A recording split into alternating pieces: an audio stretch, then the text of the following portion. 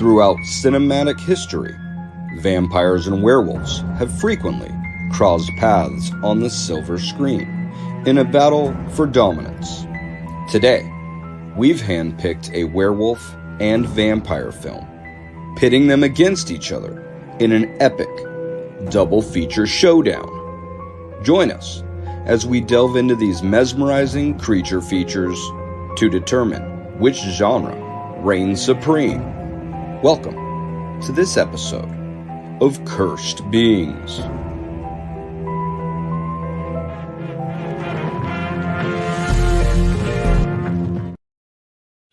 Hey, what's up, everybody? Welcome back to Voices from the Mausoleum, and we are back with another episode of Cursed Beings, double feature showdown with my co-host Albie from Blood and Brews. Hey guys. I just realized that the intro you made for us, the first two things you see on it, we are gonna get to, which is interesting because I just noticed that I hadn't paid attention because there's so many different, vampires and werewolf clips. But anyway, Yes, for sure. well, I feel like it's been like forever since we recorded. Things have been so hectic and busy and hard and oh my gosh, I completely agree. My work schedule has been a fun roller coaster of funness. You can tell how fun by how many times you said the word fun when described. Very fun, not horrible and bad at all. Right. At zero bad. But that's okay because we're back finally. And Albert really has set the tone for this episode with his picks. So yes. Last time I picked the werewolf, and now this time you got to pick the werewolf.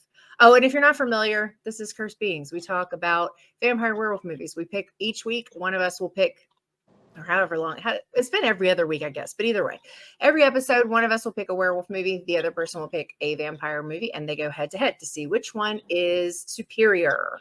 If you know anything about either of us, werewolves are definitely winning. But the vampires have been coming back, so it's okay. We'll see.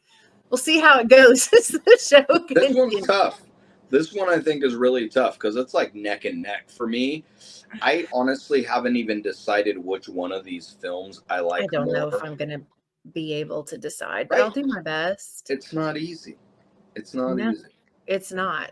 We'll have to see, because sometimes you can make up your mind as you talk about it, right? So sometimes that happens, but I don't know. We'll see how it goes. But this time it was your pick for werewolf movie. So what movie did you pick for werewolf? I picked 1941's The Wolfman. It's a drama film running 1 hour and 10 minutes, starring Lon Chaney Jr., Bela Lugosi, Evelyn Ankers, and Claude Rains.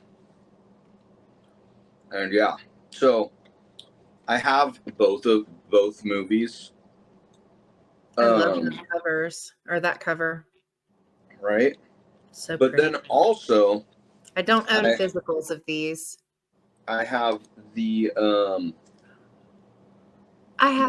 NECA guy. I have him. Right? I have the same one. I don't know where he is. He's packed probably still from the move, but I have him too. My co-host got me him and probably Frankenstein. Why can I not picture the second one? He gave me two. I think that's right. I think he gave me Frankenstein and the Wolfman. I want to get the creature also. I've been slacking on that. But I want to get them all in black and white too. I think they just look a little bit cooler in black and white. Yeah, my Wolfman's in black and white. He's cool looking. Big fan of those. That's cool. I don't own either of these on physical. So, but yeah, so when you sent me this movie, I was like, well, we already know basically like what movie I'm going to pick to go with this one. And Albert says, I need you to say it.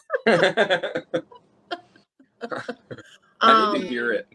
Yeah. And so obviously my vampire choice is the 1931 Dracula. Runs an hour 15. It stars Bela Lugosi, Helen Chandler, and David Manners. It's directed by Todd Browning and Carl Freund. Yeah, I'm a big Universal monster fan, obviously, right? But God, Bela Lugosi as Dracula. It just, Right?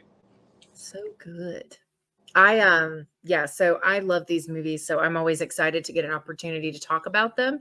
So of course when you said Wolfman, I was like, duh. I hadn't realized that I hadn't seen Dracula in so long. Like, so long to the point where there's parts of it that I had forgotten about. Yeah. So that's how I knew that, like, oh, wow, it's been a while. It's been a long time. Yeah, So, I rewatched actually both of these movies for a show I was co-hosting on another channel, where I was taking the host of that channel through the Universal Monsters because he had never seen any of them. wow. And so we did both of these. We got through both of I think we did Frankenstein first because that's my number one. And then we did Dracula and Wolfman.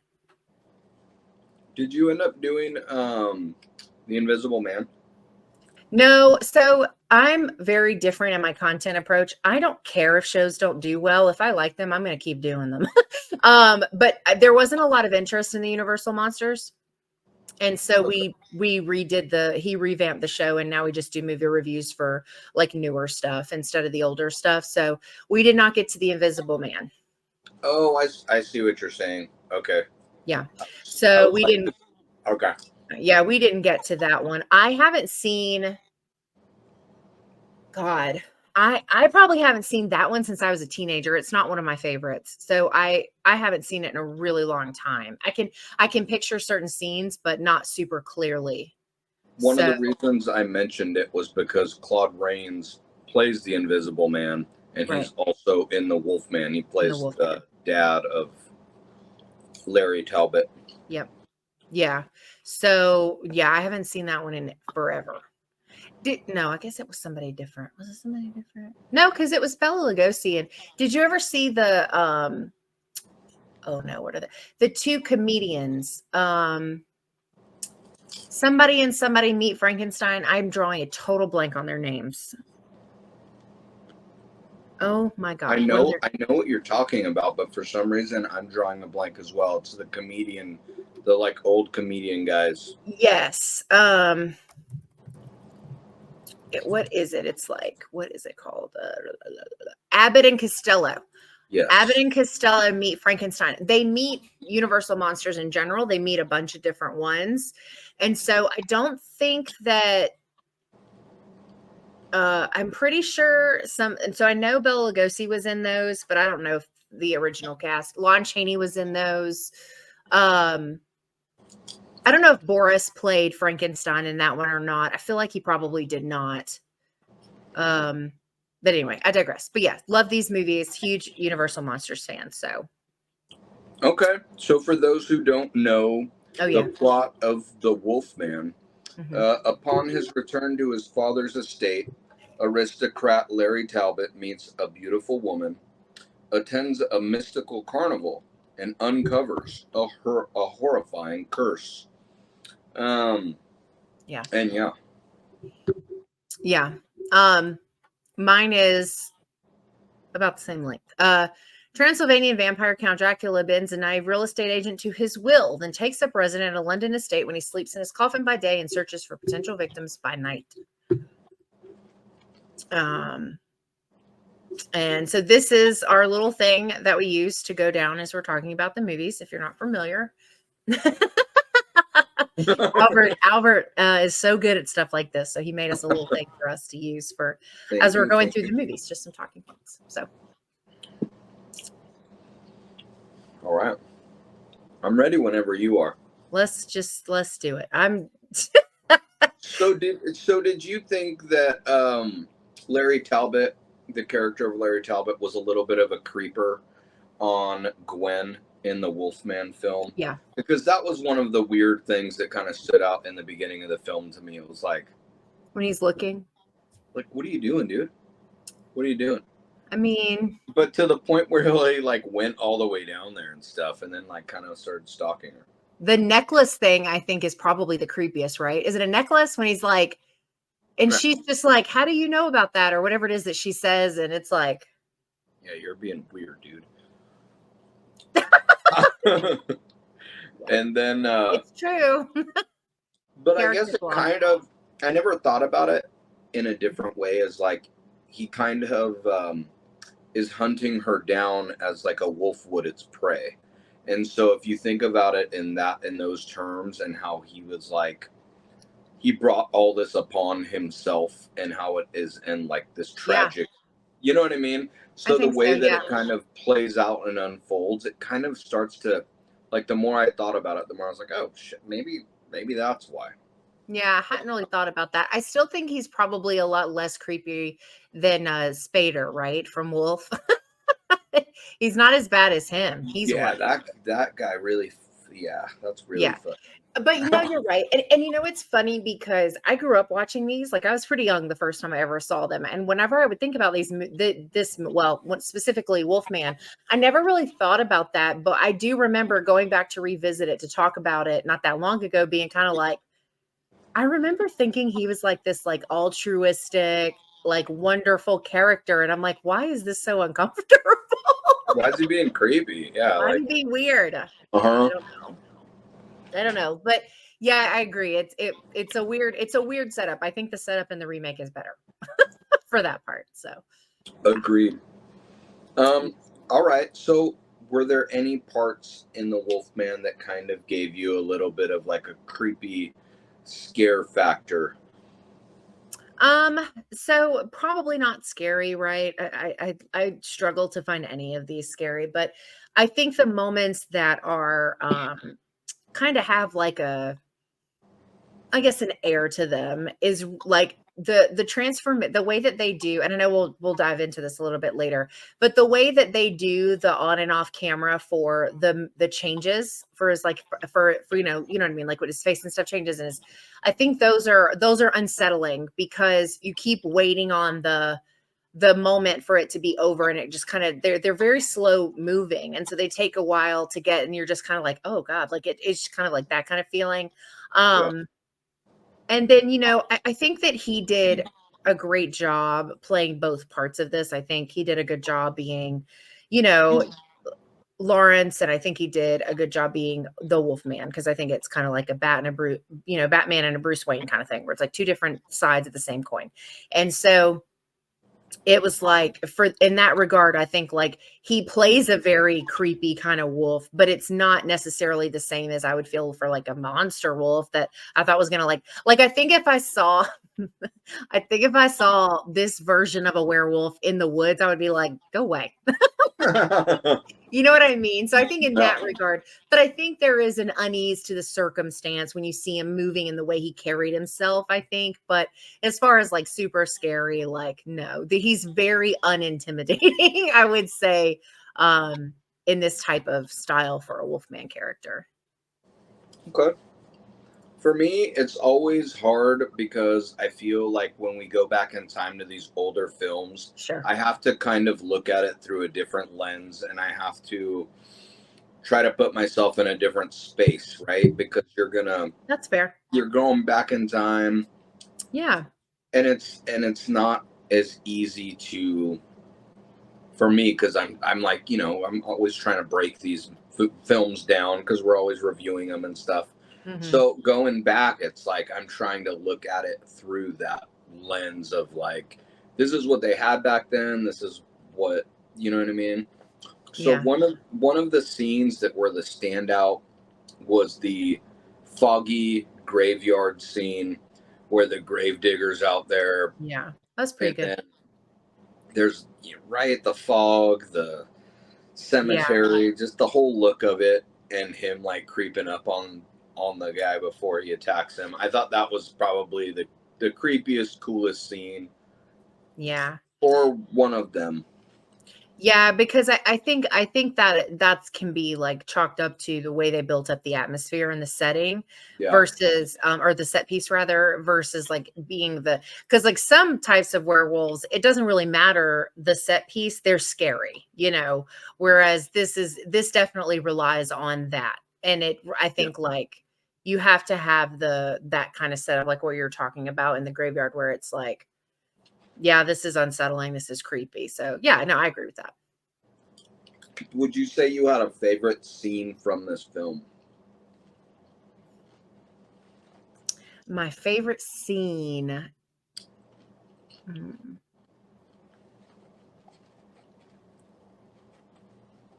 I'm thinking. I'm hoping it's not the same as mine. I mean, I feel like I'm kind of like cheating, but my real answer probably is just like the last end of the like kind of the our like not end scene, but our end like part of the story.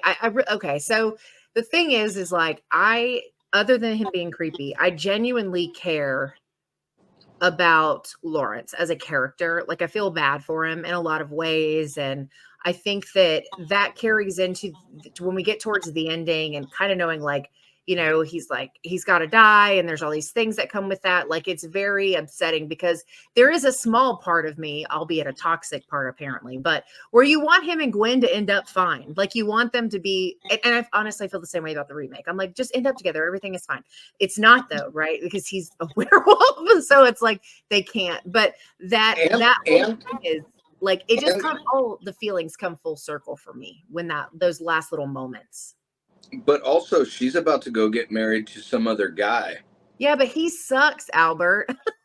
I know he sucks, but it's still the whole thing's awkward, literally right? the worst. I mean, he would be better off marrying a werewolf, probably. All right. Okay. Why? Okay. So what's your favorite scene then that you were? My favorite scene is gonna have to be the fortune teller. I feel like she sets up a lot of the creepiness right? And her dialogue when she's describing the curse and the mark of the beast on him. Mm-hmm. I just I feel like she adds so much to the creep factor of the film and kind of helps build that lore and stuff up. So no, I agree. I think that's a great scene. I think that whenever you're giving lore like that, especially given when this came out, I think that's a really great way to handle the storytelling for that piece because I hate even, and I know like old movies did it, new movies do it, whatever, but that like spoon feed method where it just feels like they're just giving you all this information so they don't have to figure out how to give it to you later. But that was like such a good scene because like it's, first of all, she was phenomenal. Her little speech was great, but it also gave you story elements that kind of helped you understand better what was going on, which I appreciated. Agreed. Was he lonely? Where was he? He got left out. Shame on you. He can be the show mascot. Right? So what about Dracula? What part of Dracula really was like, was there any scare factor parts to the Dracula? Oh, the scariest part of Dracula is Bela Lugosi's eyebrows. Okay. They were pretty intense. His stare, man. He has it's like so intense. And you know what's funny? Have you ever seen that movie? Oh my God, what's it called? White Zombie. God, it's been so long. So he's the villain in that, right? And he does the same thing, but the difference is, at least in this, is they're not painted on the way they were in that movie. But it's just so funny because like they rely so heavily on his like facial features, like to relay like so much of what's happening. And so it's so comical to me. I don't think he's very scary. I think he's compelling. I like when he talks and the things that he says, and he's very like, you know, obviously very educated and meant to be very charming and all of those sorts of things. But I love like, well, so I'll come back to this in case you like ask favorite scene for this one too. But but I just think he is so comical as a villain, but it's like, it's so over the top that it just like works. It's so like, I love it. Like, I think it's insanely entertaining and it's like, it's just so good. Also, my bad. He's not the villain is he the villain in White Zombie or is he just the doctor guy? I wouldn't know. I think he's the doctor guy. I think I lied. But they use the same technique where they zoom into the eyes and they make it like just really crazy eyes. They use the same technique. And I just think it's such a funny way to convey fear or to convey like, you know what I mean? I just think it's silly. So I don't find really anything to be scary. Not even really when he shows up at the house and like he's like coming to see, I don't know, like he's also a kind of a creeper, huh? He is a little bit of a creeper, yes. But that's kind of vampires, right? Like That's what vampires are supposed to do. We can't. Yeah, you expect it from vampires. You don't expect it from werewolves. Well, when he would before he even got bit by the wolf or werewolf or whatnot, he was being a creeper on that girl, right? And he went and was like, that was before he got bit. That's like the beginning of the movie. Yeah. Yeah. So it was like in his nature the whole time is what I guess my point was earlier. It was like kind of like it was, you know what I mean? Interesting point. Yeah, I don't think that I really hadn't really thought much about that. But yeah, I don't think that Dracula is very scary. Not this version of Dracula. Some of the things that kind of gave me that creepy factor were again the set pieces in the castle, the underneath the crypt, the when you brides, see the coffins, and the brides walking, and the brides, with, like, the brides were creepy. That's what I was. Yeah, the brides kind of was like, I don't know. Whenever they came on screen, I was like, whoa. Yeah. Okay, that's kind of creepy. They were off-putting for sure. Yeah. So yeah, that's what kind of made me think of when I thought of what the scare factor would be. As far as the gore scale, again, we're talking the 40s, the 30s. No gore. So there's no gore in either of these, which again is okay because you have to see it through a different lens. We're talking black and white. I get it. Transformation for the Wolfman. What were your thoughts on that? The biggest thing I think for that is looking at it through like a different lens, is kind of thinking in terms of what that was to be able to accomplish that in the time frame that this came out. So like I was saying before, you know, and I'm sure you already knew this, but if you're watching and you don't know this, the way that they did the makeup or the effects was they shot a scene, they turned it off, they added more, they shot a scene. And so it's cut like that. You can tell that it's cut like that because it's like, it's almost like stop motion is kind of what it reminds me of, because it's like stop and go. But I think that that's a testament to doing what you could do for the time. And his makeup is really elaborate.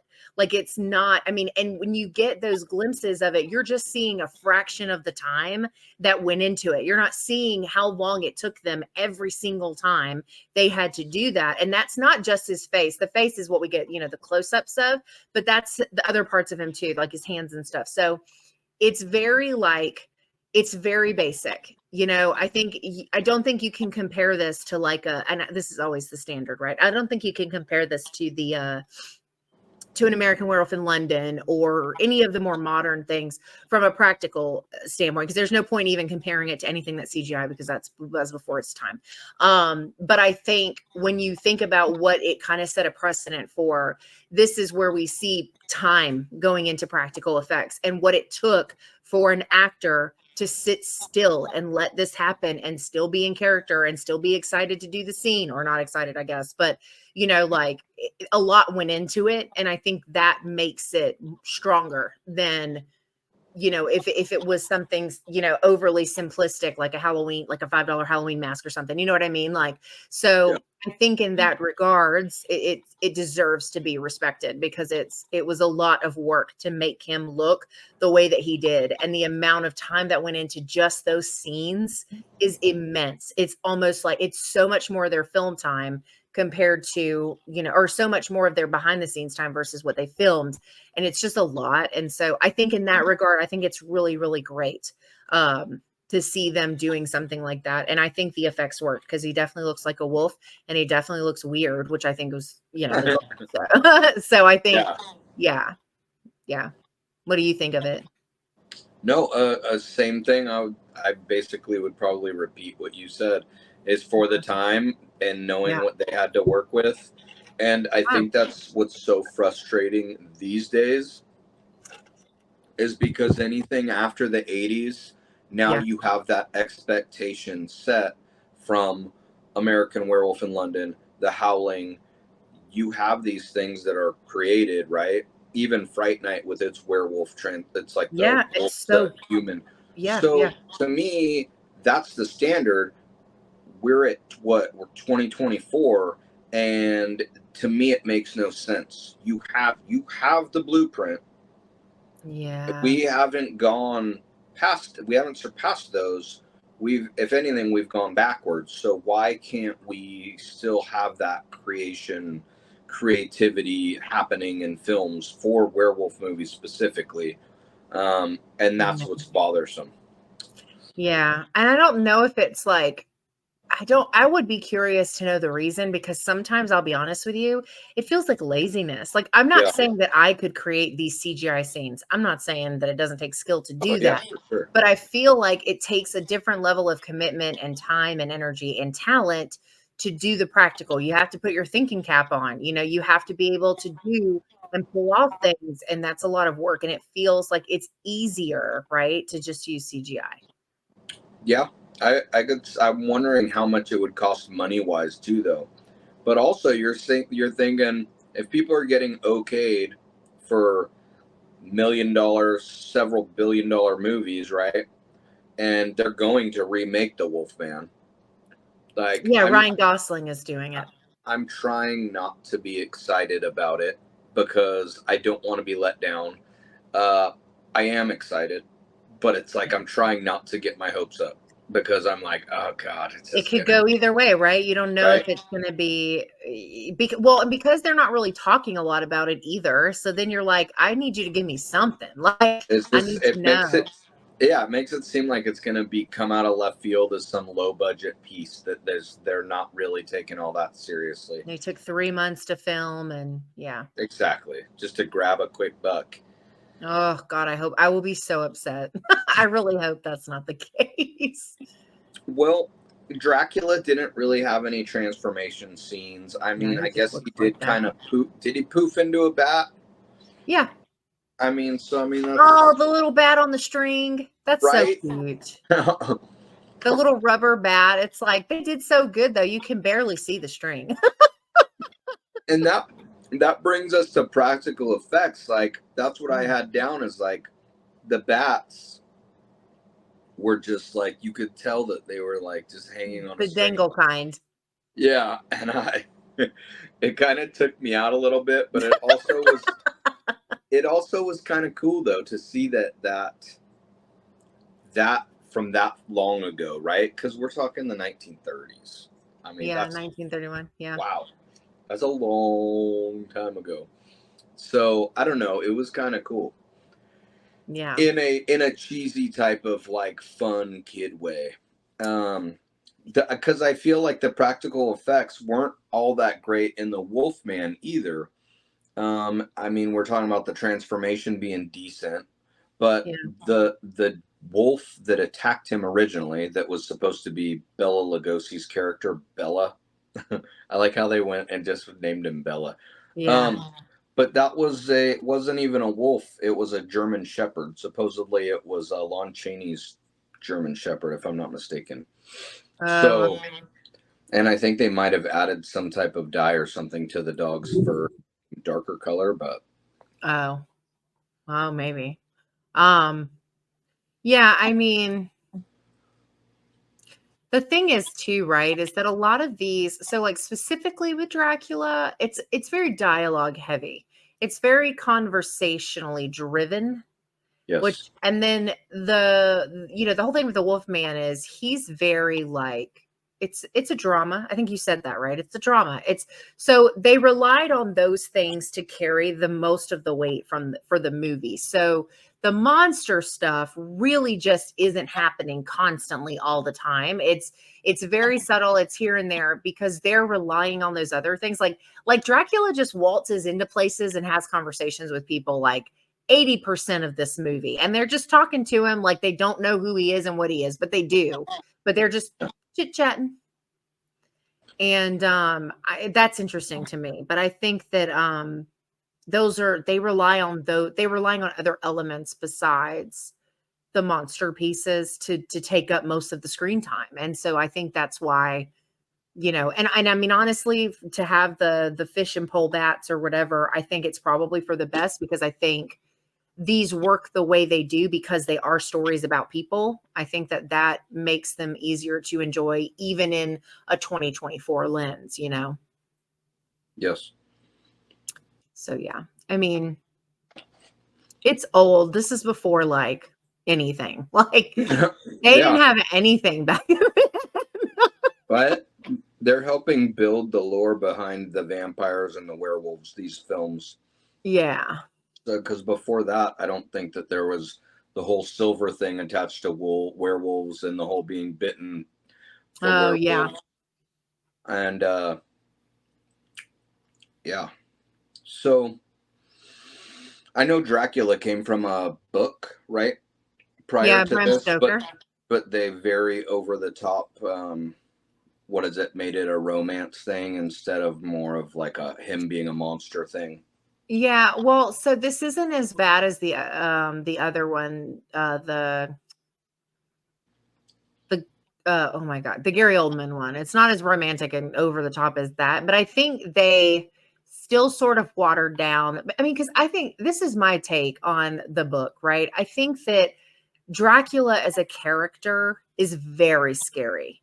I think he's very scary. And I think that I haven't really seen him be done in a way that actually makes him scary. There's usually something that throws it off. And I think in this case, it's because he was almost too normal, too human. And I think some of that's because they relied so much on the dialogue. So like I said, he just like walks in rooms and talks to people. And this is after they know who he is and what he's doing. They're just talking. Yeah. Like, it's so strange to me. But I think, yeah, I don't know. I think that, I don't know where I was going with that. I lost my train of thought completely. I think I said what I wanted to say, though. So it's been a long week already. I hear you.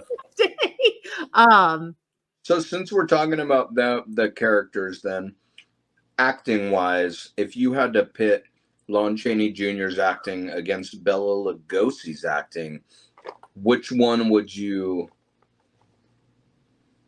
I don't think you can ask me that. Where were we? Okay, we were at the acting. So okay, so I said you're not allowed to ask me that.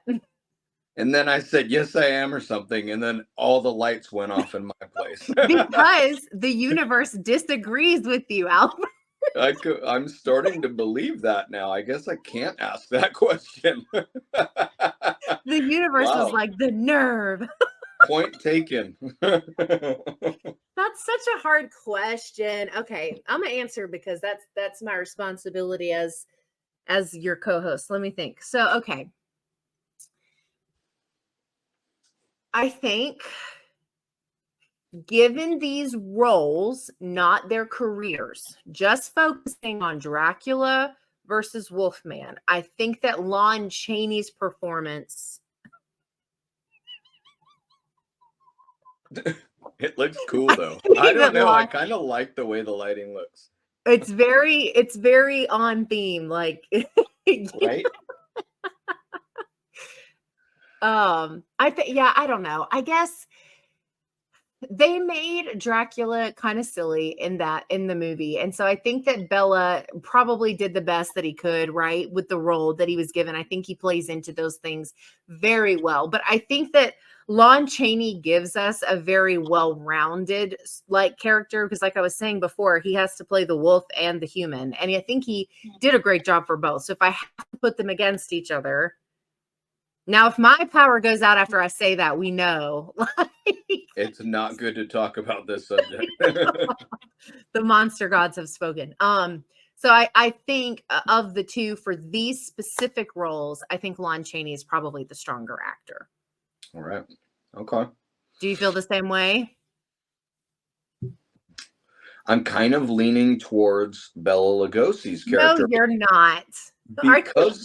Because of the fact that he had, like you said, it was more, there's a lot more talking and he had to be more of a character and he wasn't allowed to be the monster, right? Yeah. He basically, the whole time he had The to say human. lines, and he had to be this character, even though there's parts of his character that really bothered me, kind of like when the cross got pulled out or the wolfbane got pulled out, and he just goes, and I'm like, dude, that's not what was that? Yeah. So, but yeah, overall, I feel like he had to act a lot more in the film than Lon Chaney did, if I had to be honest.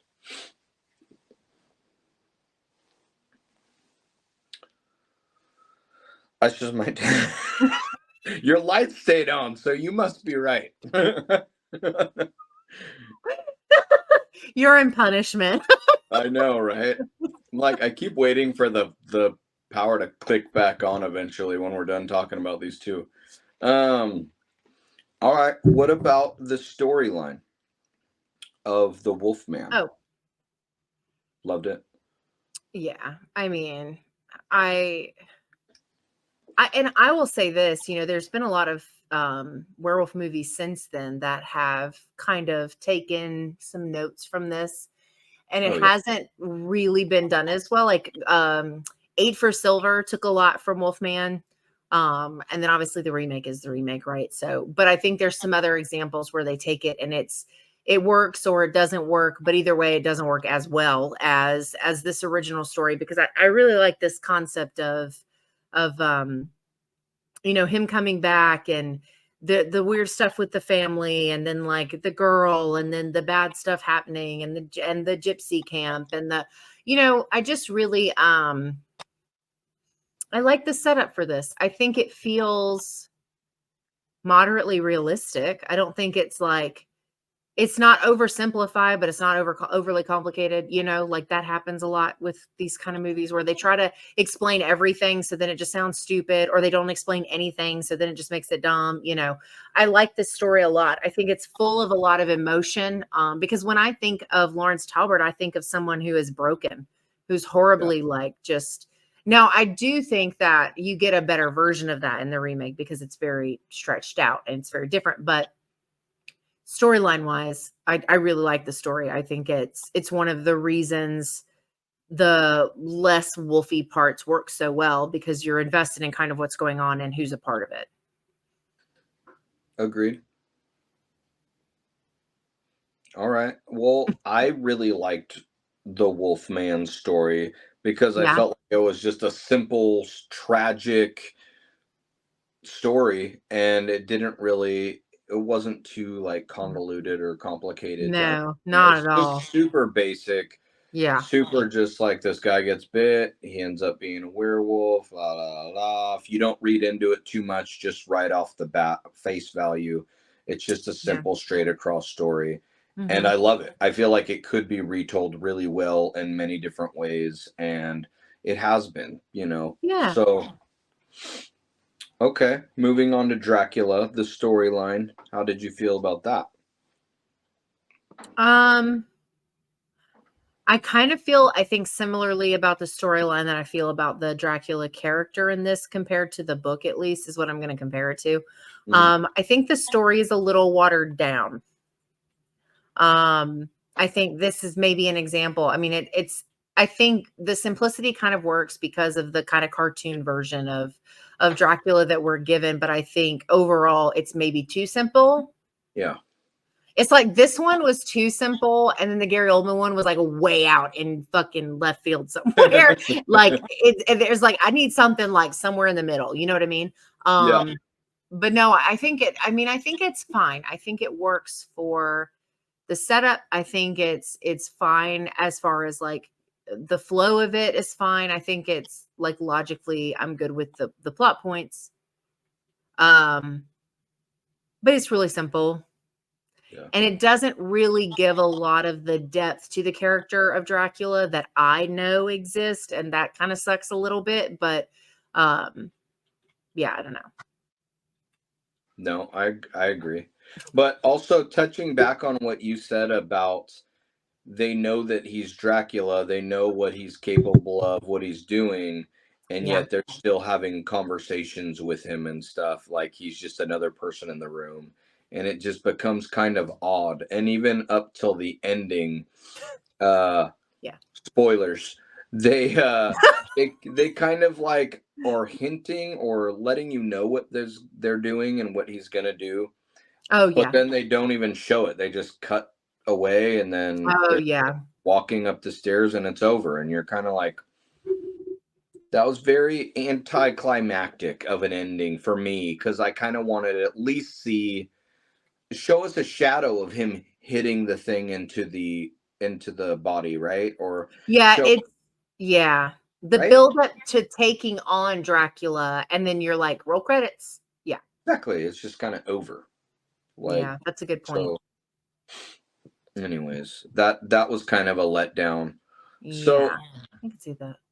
I guess my other question would be, as far as where these OG legends have taken us and cemented a foundation or whatnot, and then now looking at it and seeing like the 2010 Wolfman, right?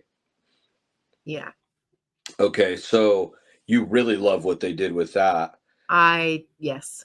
I think that's our most recent Wolfman Mhm. remake, if I'm not mistaken. Yeah, And then, 2010. Yeah. right, our Yeah. most recent remake of Dracula Source would be The Last Voyage of the The Demeter. Have you Demeter. seen that?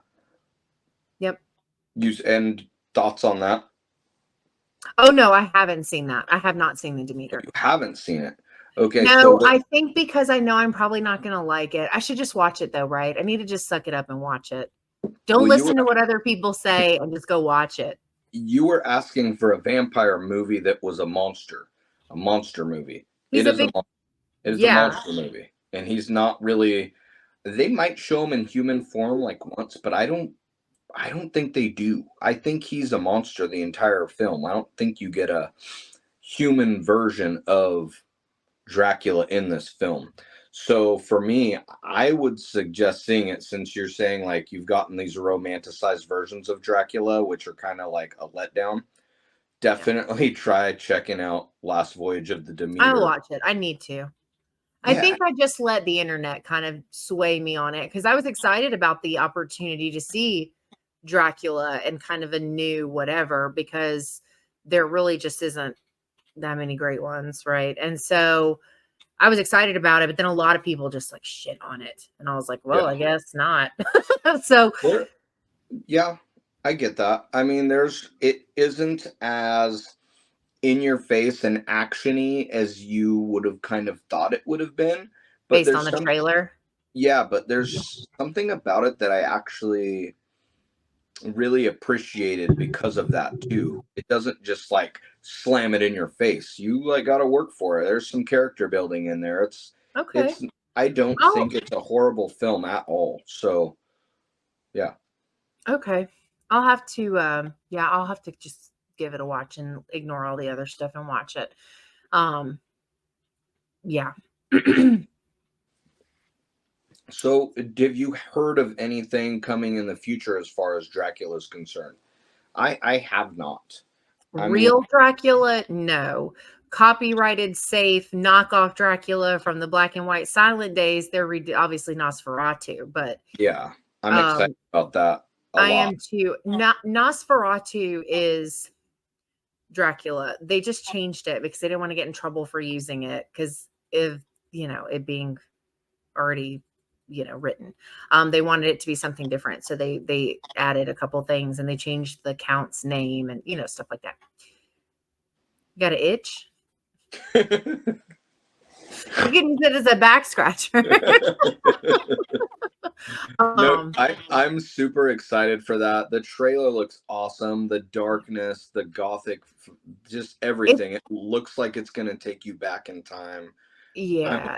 Willem They're Dafoe. saying that it's going to be actually a scary vampire movie, which there has not been since 30 Days of Night. So I am so hoping that this is true. I need that in my life.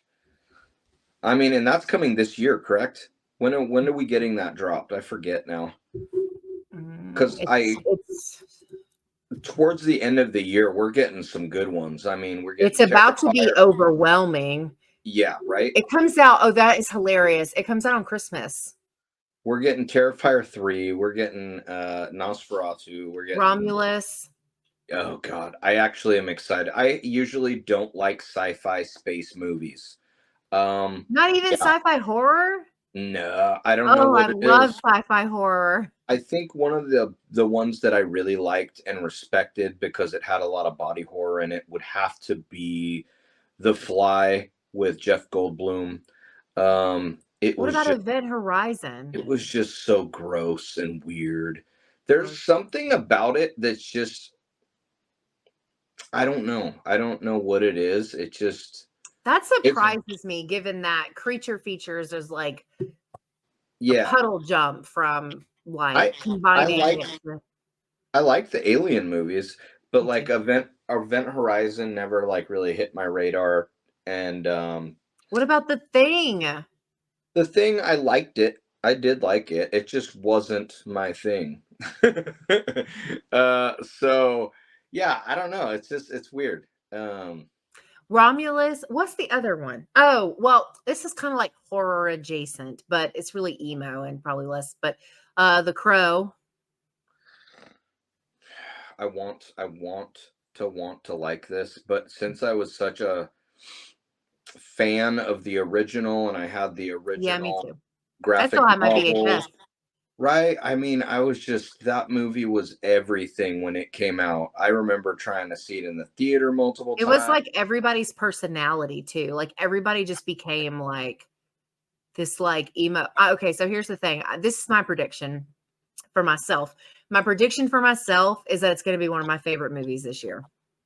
I hope for your sake, I hope so. Yeah. Watching the trailers though, it is really making me think it's going to be horrible. I think it looks good. I'm excited to see it. Also, like, I don't know. I don't know. Maybe my emotional connection to the original is just not as strong, but Yeah. yeah, I'm excited to see it. I think it's going to be good. There's another one. There's another big one though. What am I Oh not yeah. thinking? There's like multiple big ones that for some reason I'm drawing a blank as well. I want to see The Beast Within, Oh god, obviously. that looks freaking amazing. But That's about to again, be on video on demand. You're about to be able to rent it. see that's what's weird. I'm wondering what's the deal with that? Did they just CGI it up and they only have a little bit of werewolf? That kind of it's so funny that you say that because when I saw the thing today saying it was coming to video on demand, I was like, why? Exactly. I mean, I Yeah. know it's the kid well, he's not a kid anymore, he's a grown-up, but I know it's what's his name from the show, but Yeah. I don't know. Yeah, There's another super big that one. looks super promising. So that is a bummer hearing that. Ugh, I didn't even know that. Yeah, I mean, well, I guess Long Legs was the other one, but that's already out. I've already seen that one. Yeah. Well, I But was kind of let down by that a little bit. I did not find it to be a life-changing experience like many of our horror community Right? peers. I really liked it and I thought it was pretty scary. Like there's some parts where I was like, fuck that, right? But I think that but I didn't feel like I didn't leave the theater going, "Oh my god." You know what I mean? Yeah. I thought it was really good. And I'm all for Nick Cage and horror. Please, love it. Give me more. But yeah, it wasn't what I was thinking I was going to feel after seeing it, if that makes sense. Gotcha. No, I get it. But we'll see with The Beast Within. I want to see it. We've been talking about we need like a good wolf-based something like Well, the Wolfman's probably the next thing we're gonna get, I'm assuming. But yeah, Del Toro's doing Frankenstein. I would really like it if he would do all of the Universal monsters. Because if I would trust anybody to do Universal monsters, it would be him. yeah, I could see him doing it, but I would need. It's tough. I feel like I'm expecting something specific. So if he tries to go off on one of his artistic tangents, it could ruin it, right? Yeah. Which I love his brain. Like what? Like just and his home. Have you ever seen the walk through his home? Yes. Oh my Of gosh. course. Yeah. Well, he's heavily influenced by the Universal monsters. Like one of the memories he talks about in his interviews is going to see Creature from the Black Lagoon in theaters as a child and like how that impacted him. I mean, he made Abe from Hellboy Shape of Water, like it's clear these influences are there. So I'm very excited at an opportunity to see him do a Universal monster, because first of all, I know it's super meaningful to him to get the opportunity, but I think I can trust him with them, and Frankenstein's not an easy sell for me because that's my favorite. And so I have hated the only Frankenstein movie I have not hated is the one with James McAvoy and Harry Potter. What is his name? What's Harry Potter's real name? Oh, I don't think I've seen that one. I need to watch that. I've seen the cover. I know which one you're talking about. It's really good. My partner was like asking me if I'd seen it or asked if I wanted to watch it. I was like, oh, I've actually never seen it.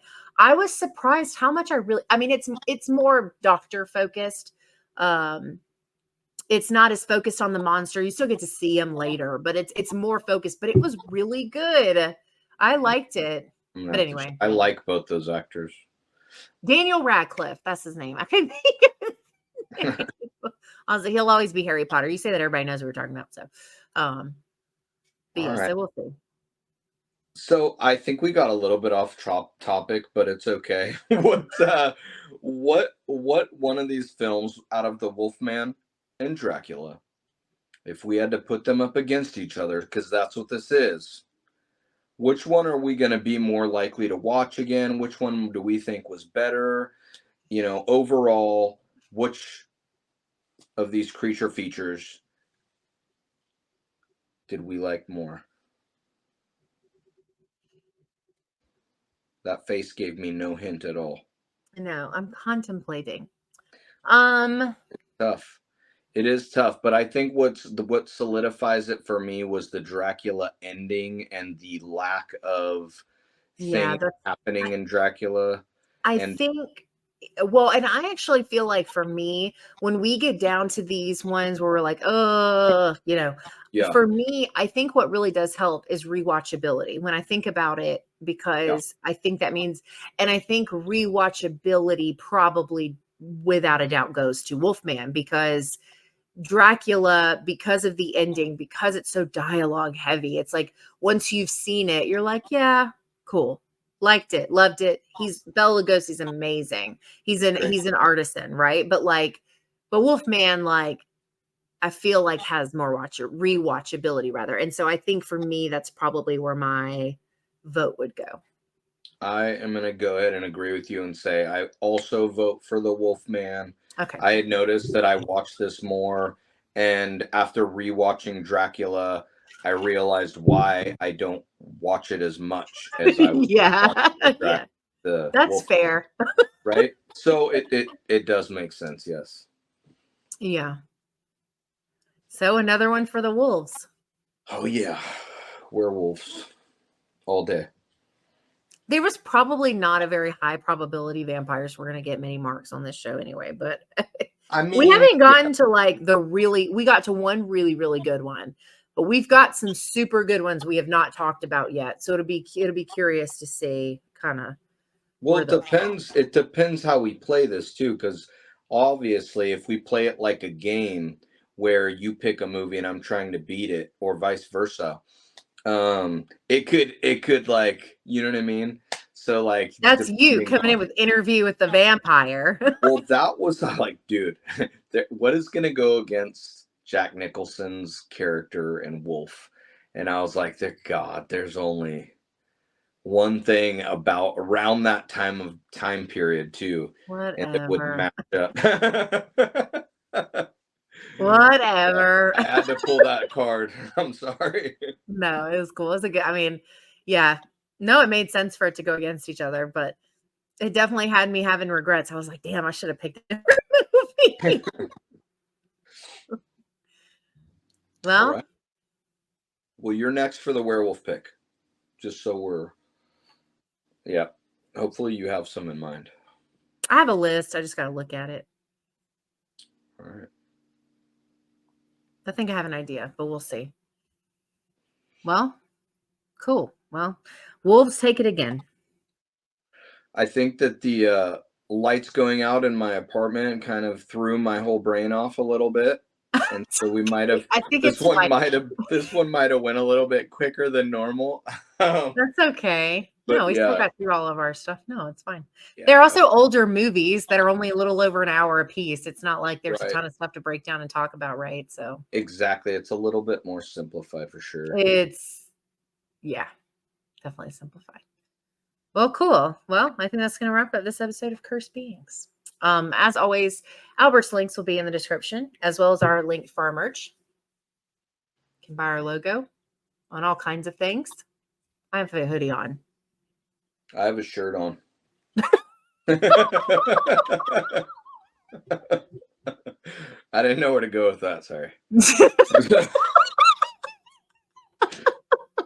Oh no.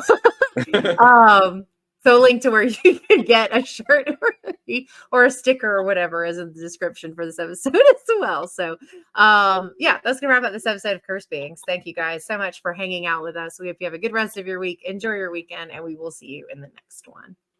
Bye, guys.